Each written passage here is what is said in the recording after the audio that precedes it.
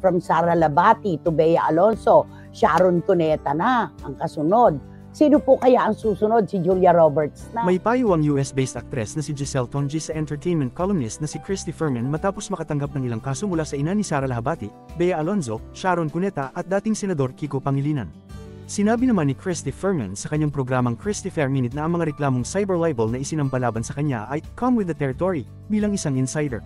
Basta naiintindihan namin kung saan sila nagmumula, naiintindihan natin kung saan sila nanggagaling. Dagdag pa niya, sabi ko nga sa mga anak ko, mahiya kayo kapag ako ay idinmanda sa pagnanakaw. Mahiya kayo kapag ako'y idinimanda at kinasuhan tungkol sa trafficking. Kapag ako ay nagbugaw at kung ano-ano pa, yun ang dapat nating ikahiya.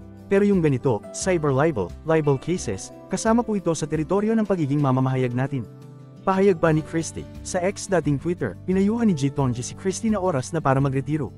Retire Christy Fermin. It's time. Aniya.